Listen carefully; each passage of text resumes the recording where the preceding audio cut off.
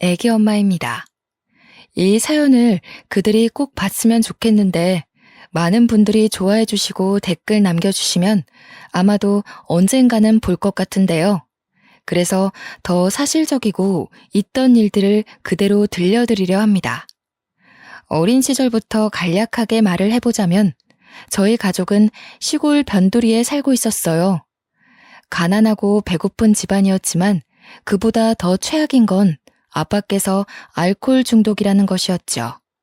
거기다 엄마께서는 또 외도를 그렇게 하셨습니다. 누가 봐도 외동딸인 저는 부모 중 누구의 돌봄도 받지 못한 채 그렇게 살아가야 했지요.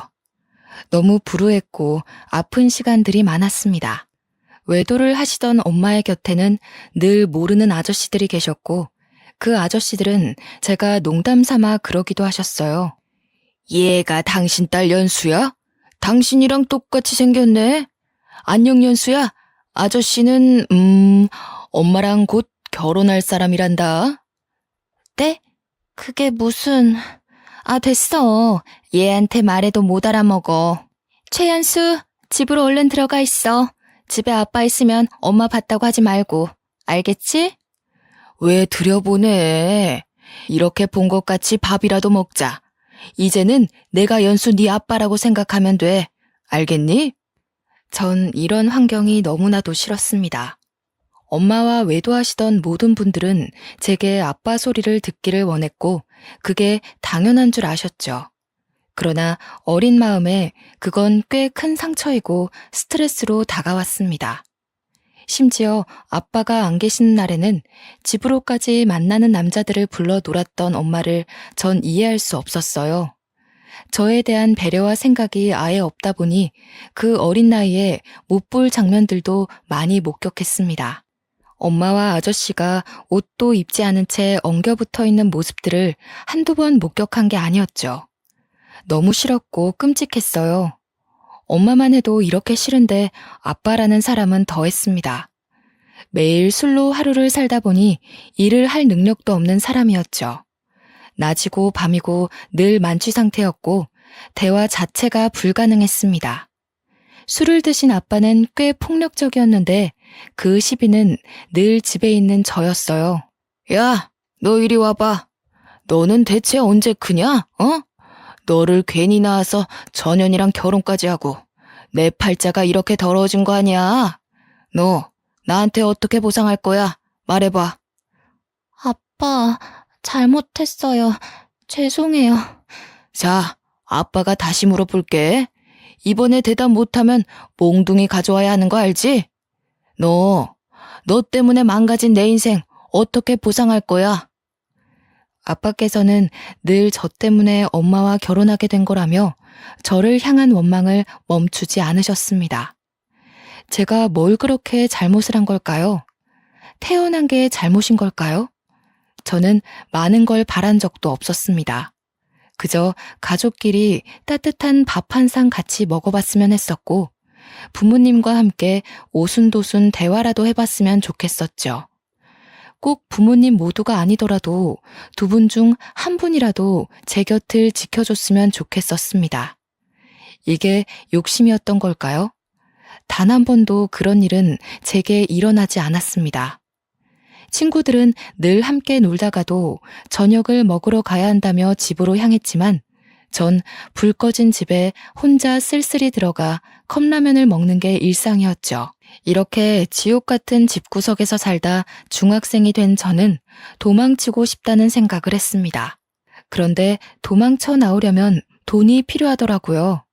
그래서 어린 나이였던 저에게 일을 시켜준 분식집에서 홀서빙도 하고 쓰레기도 치우며 굳은 일도 마다하지 않고 전부했습니다. 덕분에 시급보다 조금 더 돈을 받을 수 있었고 이악 물고 단 하루도 쉬지 않고 일을 했죠. 불행한 삶을 살던 제게는 목표 하나가 생겼거든요. 바로 열심히 돈을 모아서 이 집을 제 발로 나가는 거였습니다. 도저히 희망은 눈 씻고 찾아봐도 볼 수 없는 이 집에서 하루라도 빨리 나가는 게 목표였죠. 그래서 저는 최선을 다해 살았고 18살 어린 나이에 제 짐을 싸들고 도망쳐 나왔습니다. 혹시라도 부모님이 저를 찾을까 싶어서 집에서 최대한 먼 타도시로 가서 자리를 잡았어요. 물론 저를 보고 싶어서 찾는 게 아니라 괘씸해서 찾을 것 같았습니다. 그렇게 전 연고도 없는 타지에 가서 그간 열심히 일해 모은 돈으로 작은 원룸방 하나를 얻었어요. 다행인 건지 집주인 부부가 너무 좋은 분들이셨죠. 처음에 어린애가 와서 혼자 계약을 한다고 하니 어려울 것 같다며 저를 내치셨습니다. 그런데 사모님이 제게 따로 와서 조용히 물어보셨어요. 학생, 나이가 18살이면 아직 부모님 보호 아래 있어야 하는데 무슨 일로 혼자 집을 구하고 있는 건지 알 수 있을까? 그게 엄마는 외도만 하시고 아빠는 알코올 중독이세요. 저는 태어나서 지금껏 단 한 번도 행복한 적이 없었거든요. 그냥 살고 싶고 웃고 싶어서 그래서 열심히 돈 벌어 도망 나온 거예요. 저 좀 받아주세요. 제발요. 그게 사실이니? 학생 말을 못 믿는 건 아닌데. 아마 저 찾지도 않을 거예요. 저 정말 살고 싶거든요. 저 살게 제발 도와주세요. 저는 그냥 제가 쉬고 잘 곳이 필요한 거라 제발 저 좀 한 번만 도와주세요.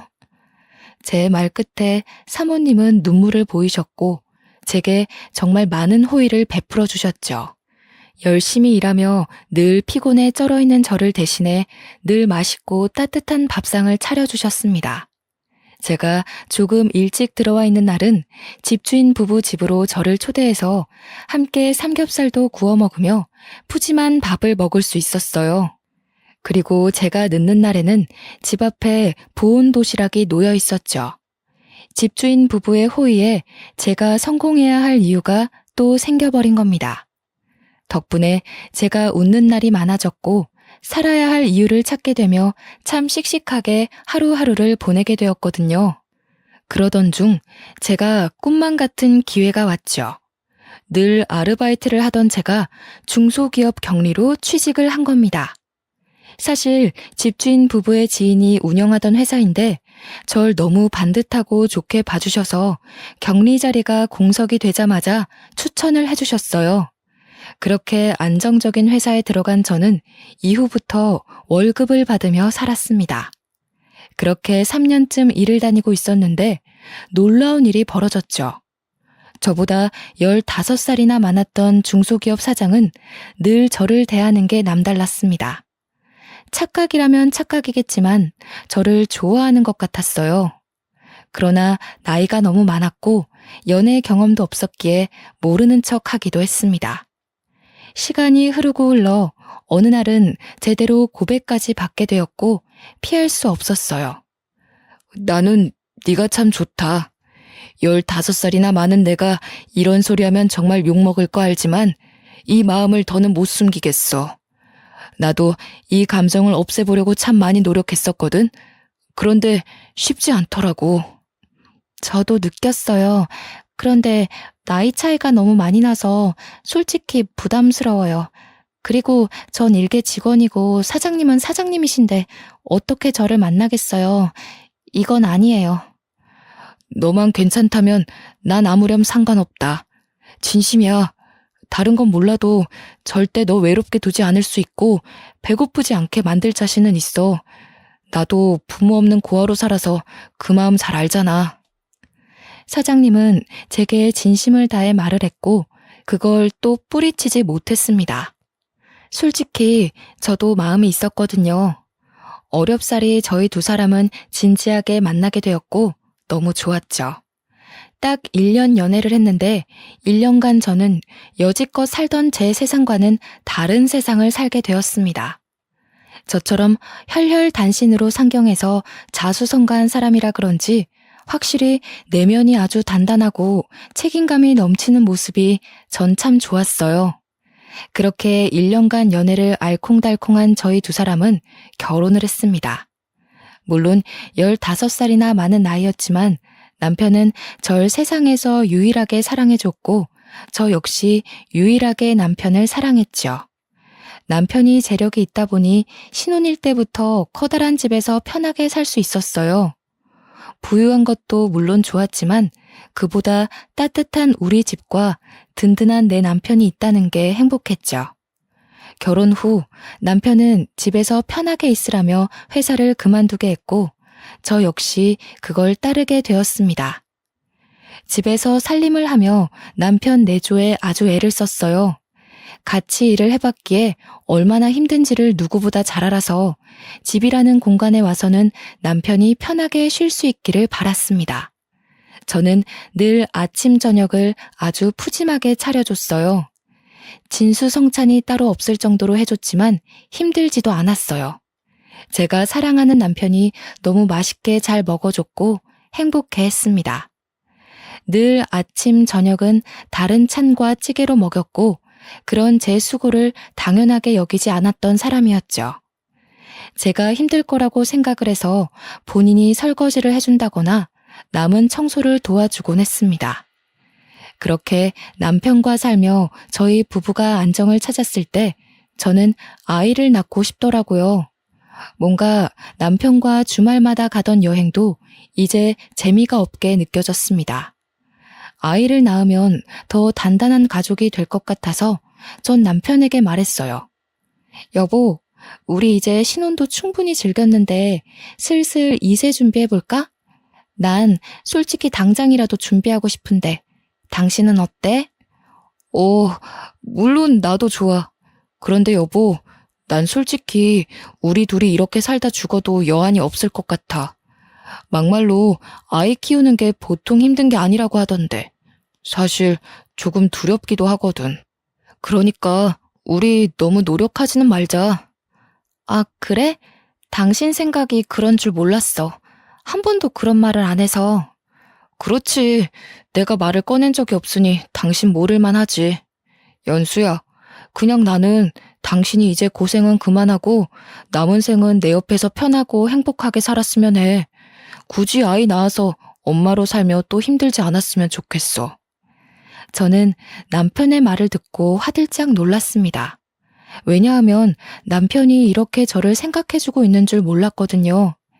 지나가는 아이를 보며 너무 예뻐하던 남편의 모습을 알고 있는데 아이를 낳지 않고 둘이 살자는 이유가 제가 행복했으면 한다는 그 마음이 너무 따뜻했습니다.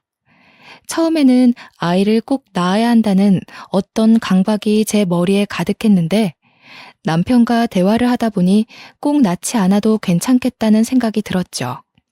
그래서 저희 부부는 딩크 부부로 살게 되었고 대신 유기견 한 마리를 입양했습니다. 제가 시골에 매주 유기견 봉사활동을 갔었거든요. 그곳에서 유기견을 데려왔는데 확실히 반려견이 있고 없고의 차이가 컸습니다.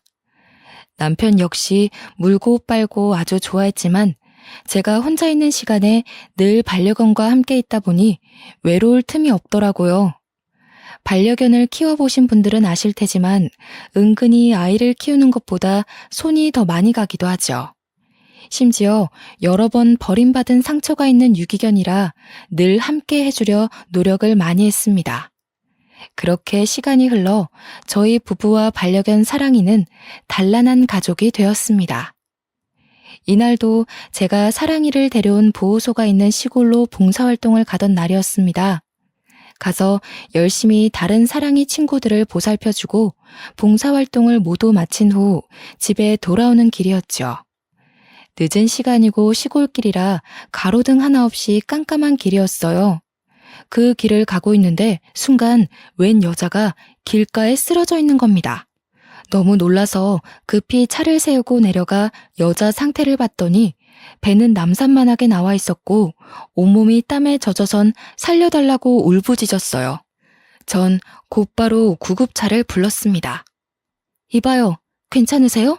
아이가 나올 것 같은데 세상에, 보호자 연락처 좀 알려줄래요? 제가 구급차는 불렀고 보호자한테 대신 연락할게요.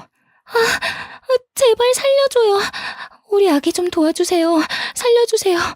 저 보호자 없어요. 그냥 빨리 병원이요. 그렇게 길가에서 임신한 그 여자를 지켜주다 구급차가 와서 그 여자를 실어주고 저는 다시 차에 타서 가게 되었습니다. 그런데 아무래도 보호자가 없다는 저 여자가 걱정이 되는 거예요. 저도 오지랖인 거 아는데 혼자라는 그 쓸쓸함을 잘 알기에 도움이 된다면 곁을 지켜주고 싶었죠.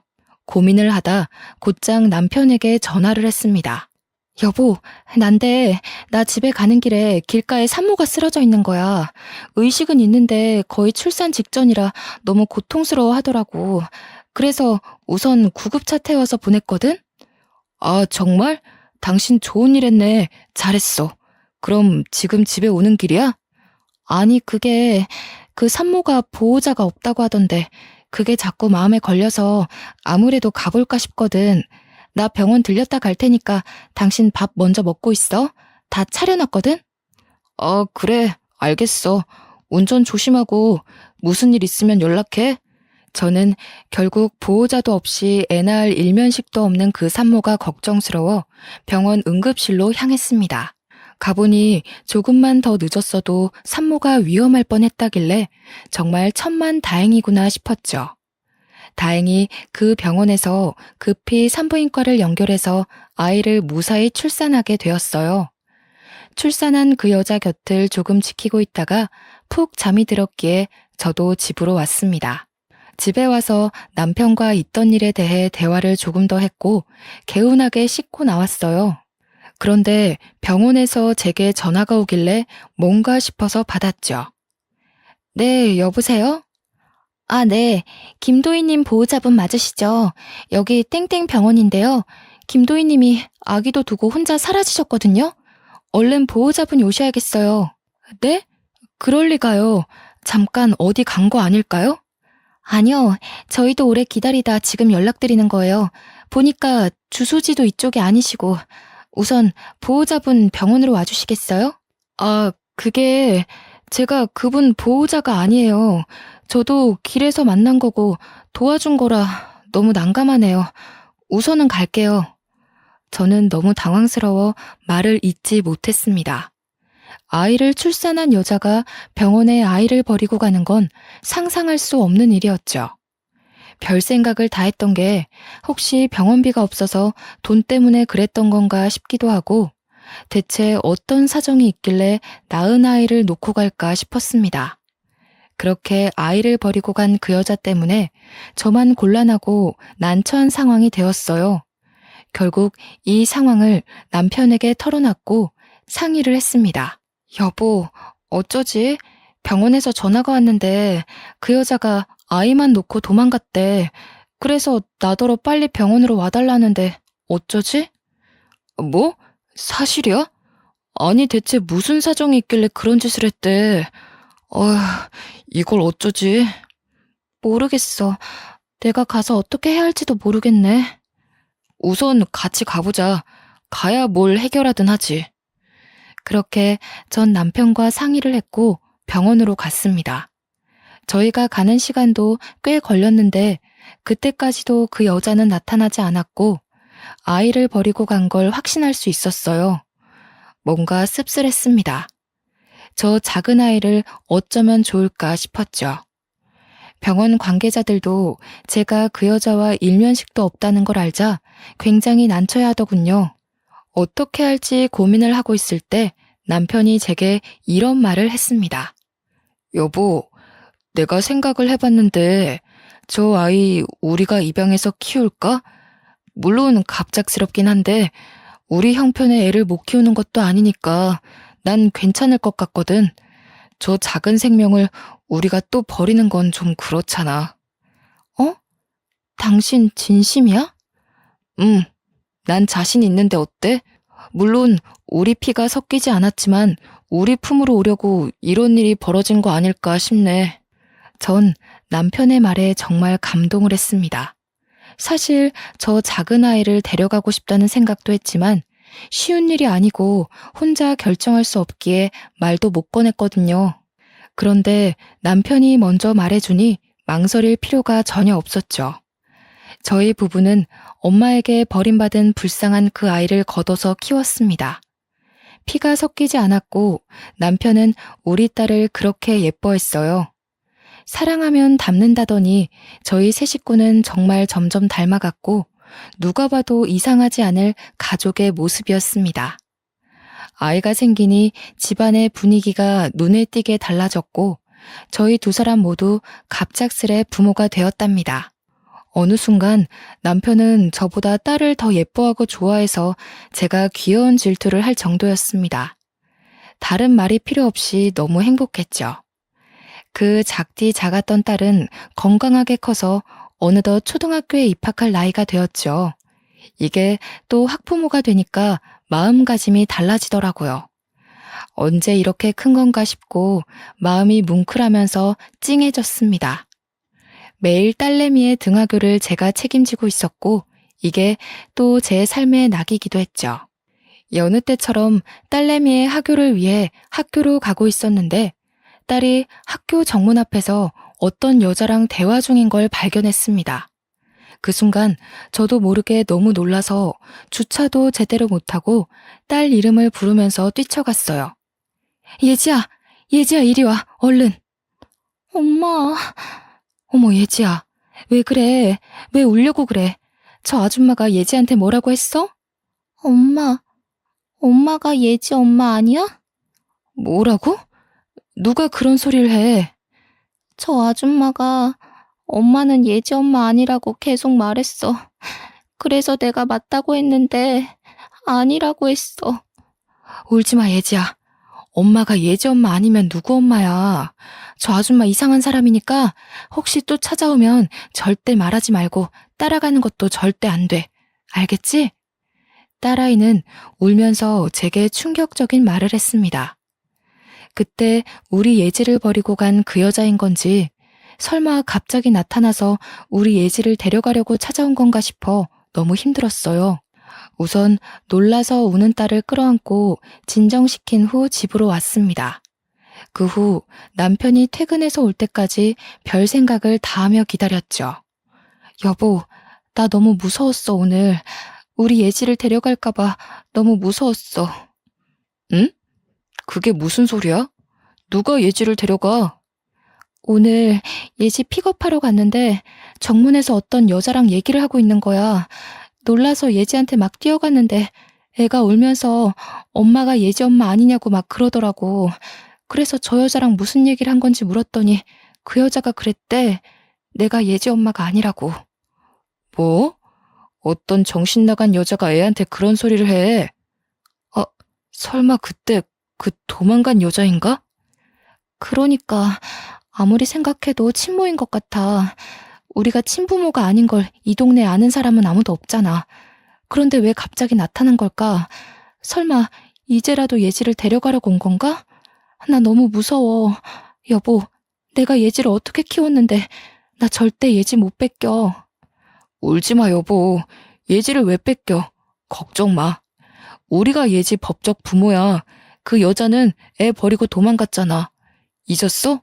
그 여자는 애 키울 자격도 없어.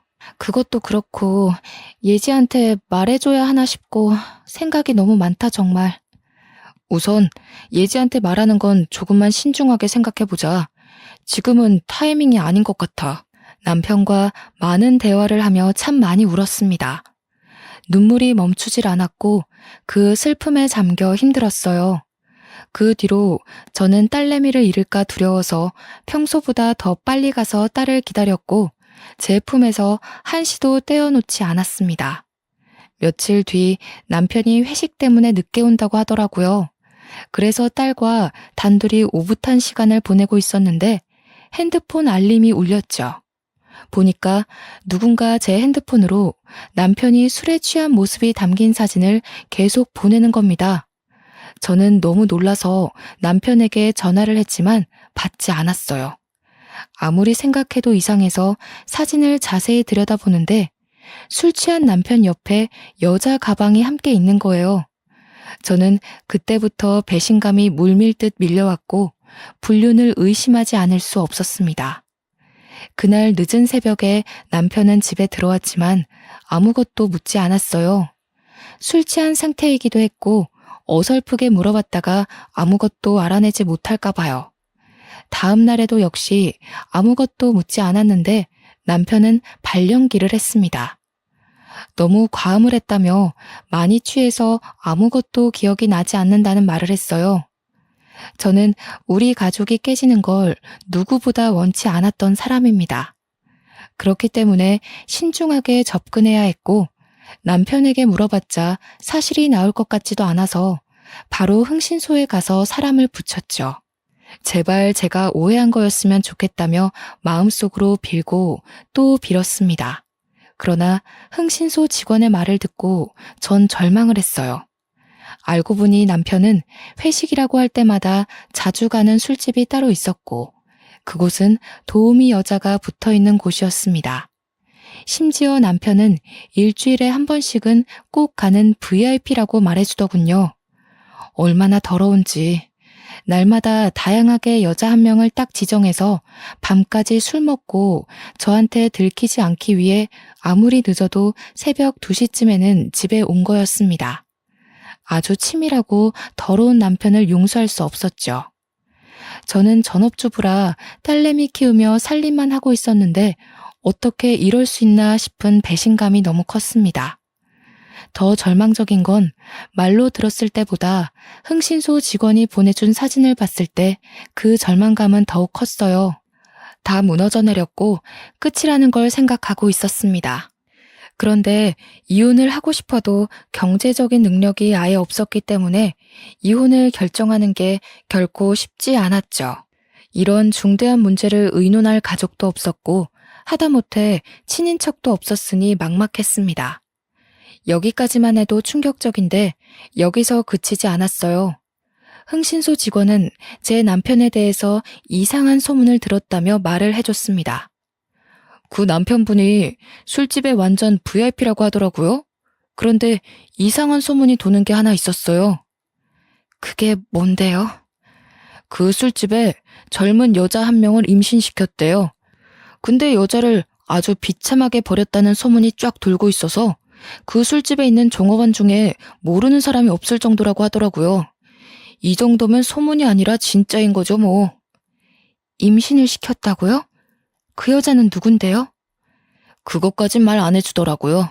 아무튼 이런 말하기 좀 그렇지만 보통 질이 나쁜 게 아니니까 남편분과 얼른 정리하세요. 저는 너무 불안했고 절망스러웠습니다. 어딘가에 저도 모르는 남편 아이가 살고 있을 수도 있겠다는 생각과 제가 생각한 것 이상으로 남편의 행실이 좋지 않다는 게 받아들이기 힘들었어요. 저와 딸에게는 세상 둘도 없는 다정한 아빠와 남편이었으니 말이죠. 바보가 아닌 이상 이 상태로 결혼 생활을 유지할 수 없다는 건 알았습니다. 그래서 소송을 준비하려 했지만 큰 돈이 없어서 그것조차 할 수 없어 너무 비참했어요. 뒷주머니 하나 차지 않고 여태 뭐 했나 싶은 생각이 들었습니다. 제 마음이 지옥이다 보니까 남편을 마주해도 제 감정들을 숨길 수 없었고 대화를 단절해버렸죠. 남편을 대하는 제 태도가 쌀쌀맞아지니 본인도 뭔가 눈치가 보였는지 더 잘하더군요. 짠! 당신이 좋아하는 꽃다발 사왔지. 이런 걸 뭐하러 사왔어. 버리는 것도 일인데. 에이, 왜 그래. 당신 꽃 엄청 좋아하잖아. 그래서 집 오는 길에 사온 건데. 그래. 당신 요즘 왜 그래? 나한테 뭐 화난 거 있어? 그런 거 없어. 아, 있잖아. 왜 그러는데. 아, 왜 이래. 없다고 했잖아. 에이, 우리 와이프가 왜 그러실까? 예지도 자는데 오랜만에 사랑 좀 나눌까? 나 빨리 씻고 올게. 나 책 읽다 예지 방에서 잘 거야. 요즘 예지가 밤에 자꾸 깨거든. 씻고 자. 남편은 누가 봐도 바람 피는 게 미안해서 와이프한테 잘해주는 남자처럼 보였습니다. 그게 전 너무 싫었어요. 본인이 찔리는 게 있으니 저렇게 행동을 하는 게 말이죠. 그 후 남편과 절대 같이 잠을 자지 않았고 전 딸내미와 함께 잤습니다. 옆에 누워있는 것도 살이 닿는 것도 소름 끼쳤거든요. 남편 때문에 머리가 복잡해서 두통약까지 먹으며 지냈습니다. 그래도 이런 모습을 딸에게 내색하지는 않았어요. 한동안 참 힘들게 보내던 저는 아무 생각 없이 여느 때처럼 딸을 픽업하러 학교로 갔고 손을 잡고 차를 타려는데 갑자기 어떤 여자가 제 손목을 확 낚아채는 겁니다. 너무 놀라서 순간 그 여자를 쳐다봤는데 얼굴을 보니 누군지 알 것 같았죠. 순간 몸이 덜덜 떨리고 무서워서 딸을 먼저 차에 태우고 절대 나오지 말라고 말한 후 차와 살짝 떨어진 곳에서 대화를 했어요. 당신 뭐야? 왜 자꾸 애 학교에 찾아와서 왜 이래? 별 이유는 없어요. 그냥 내 배 아파서 낳은 내 딸이니까 이제라도 내가 엄마인 걸 알았으면 좋겠고 엄마로 생각해주면 좋겠어요. 그러니까 애랑 얘기할 시간 좀 줘요.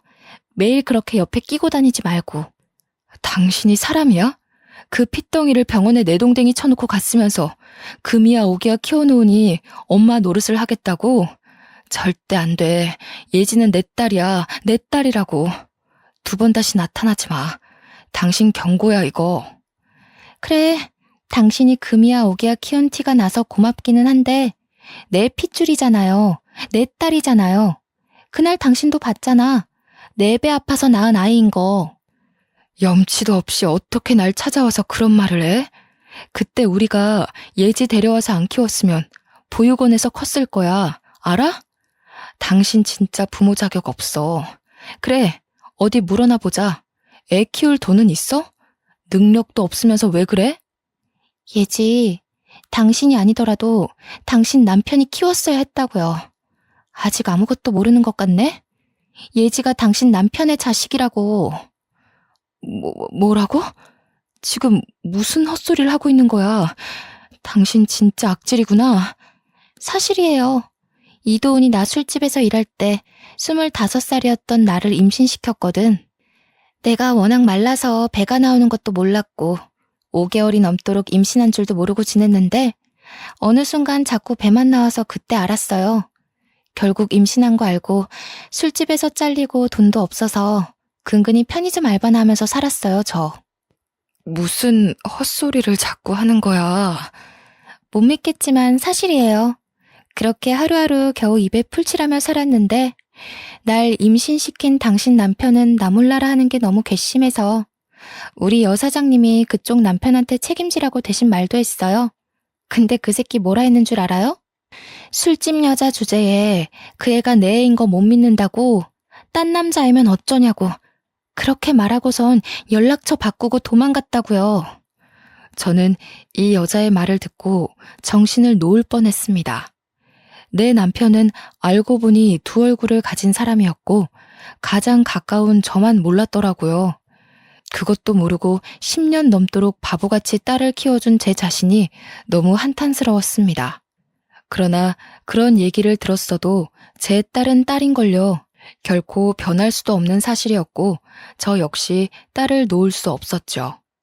처음부터 지금까지 제 딸인 건 변하지 않는 사실이라고 생각을 했습니다. 심지어 남편은 딸이 본인 핏줄인 것도 모르고 있었어요. 저 여자는 저기서 말을 멈추지 않았고 아주 당돌하게 말했죠. 이런 사실을 알고도 설마 계속 살 건 아니죠? 미안하지만 당장 이혼해줘요.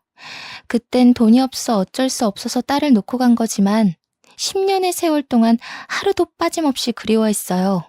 한 번만 품에 안아보고 싶어서 죽을 만큼 괴로웠다고요.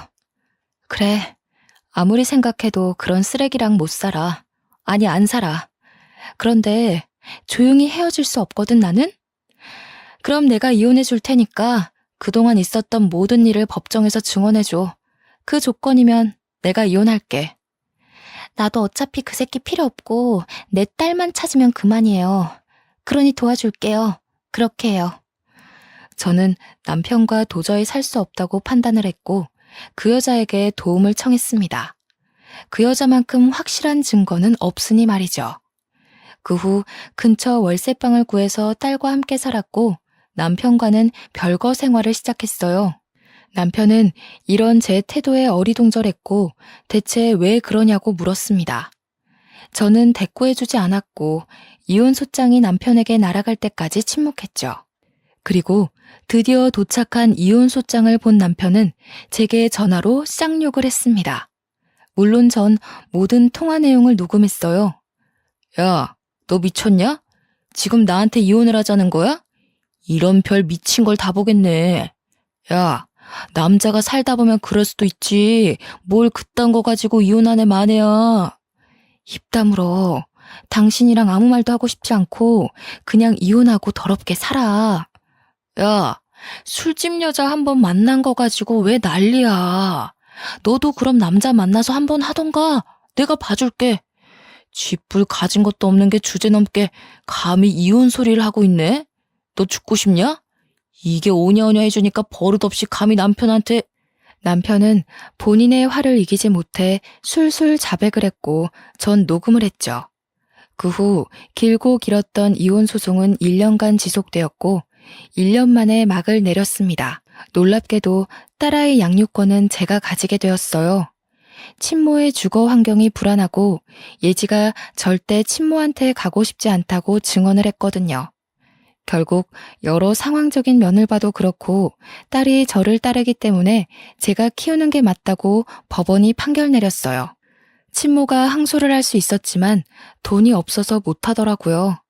전 혹시라도 친모가 딸을 뺏어갈까봐 아예 이사를 가서 월세살이를 시작했습니다. 위자료로 고작 2천만 원을 받았고 너무 작았죠. 그 괘씸함과 분한 마음에 남편의 회사 안의 직원들한테 부탁해서 소문을 쫙 내고 말았습니다. 그런데 경쟁업체는 이걸 기회라고 생각했는지 전 남편 회사의 기술을 빼내려고 능력 있는 직원들한테 스카웃 제의를 했더라고요. 물론 연봉이 올라가는 조건이니 직원들 10명 이상이 경쟁업체로 이직을 했습니다. 그렇게 경쟁업체는 그 틈에 신제품을 출시했는데 남편 회사에서 출시한 것보다 더 효과 좋은 제품이라 남편 회사는 매출이 급 하락했어요. 결국 서서히 망해가고 있던 겁니다. 이런 거 저런 거 신경 쓰지 않고 전 남편에게 양육비를 달라고 했어요. 양육비 줘. 이런 걸로 신경 쓰게 하지 마. 연수야, 나 죽겠다 진짜. 나 진짜 돈이 없어. 너랑 이혼하고 애가 한 명 더 생겼거든? 들어보니 저랑 별거 중일 때도 술집에 가서 욕구를 풀었었고 더 충격적인 건 전 남편의 애가 또 생겼더라고요. 웃긴 게 이번에는 그 술집 여자가 아주 영리하고 대단한 게 전 남편의 지갑을 슬쩍 가져다가 주민등록증에 적혀있는 집 주소를 확인하고는 그 집 앞에 아기를 버려두고 갔다고 합니다. 참 책임감도 없는 여자들이 세상에 너무 많지 않나요? 그럴 거면 낳지를 말라고 말해주고 싶더라고요. 저는 전 남편의 하소연을 들어주지 않았고 칼같이 입금하라고 말을 한 후 끊었습니다. 그 후 2천만 원으로 근처 카페를 창업했어요. 망할까봐 너무 두려웠지만 주부로 10년을 넘게 살아서 그런지 제가 요리 솜씨가 좀 있었습니다. 그래서 디저트 레시피를 인터넷 보고 따라 만들었는데 디저트 수익이 상상 초월했어요. 1인 창업인데 규모가 점점 커져서 결국 확장 이전까지 했고 알바생도 여러 뽑아서 함께 일을 했습니다. 알바생이 생기면서 딸과 보낼 수 있는 시간이 늘어나서 좋았고 가끔 바쁠 때는 우리 딸이 카페에 와서 공부도 하며 지내고 있어요. 저는 디저트를 만들 때 딱 하나만 생각을 했습니다. 우리 딸이 언제든 먹을 음식이니 꼭 몸에 좋은 유기농 재료들로만 만들자고요. 건강한 식재료로 만든 유기농 디저트라는 타이틀은 근처 학부모들 사이에도 입소문이 제대로 났습니다. 그렇게 불행하고 힘들게 산 제게 드디어 진짜 행복을 주는 건가 싶은 하루들을 보냈습니다. 심지어 더 대박인 건 지역 맘카페에까지 소문이 제대로 퍼진 거예요. 유기농 재료만 취급하기 때문에 가격대가 꽤 있는데도 타지에 살고 있는 고객님들이 오셨고 제게 택배는 안 하냐는 문의가 쏟아졌습니다. 결국 고심하던 끝에 택배 사업에도 도전을 했죠. 저는 약한데 엄마는 강하니까요. 벌 수 있을 때 벌고 싶었고 적어도 우리 딸에게 모든 걸 해주고 싶은 마음에 이를 악물고 살았어요. 어떻게 보면 디저트만 만들어 파는데도 매출이 어마어마해서 직원을 추가로 더 뽑았습니다. 솔직히 어떻게든 하면 할 수 있었는데 저는 딸과의 시간이 너무 소중했기에 인건비가 더 나가더라도 직원을 충분히 고용했어요. 제가 돈을 넉넉히 버니까 딸에게 해줄 수 있는 것도 많아지고 무엇보다 제 곁에 딸이 있어서 전 너무 행복하더라고요. 친모는 한 달에 한 번씩 주기적으로 연락 와서는 우리 딸 한 번만 만나게 해달라고 애원하는데 딸이 정말 싫어해서 참 난감합니다. 초반에 한두 번 정도는 보여주다가 이제는 연락 와도 그냥 모른 척하고 있어요.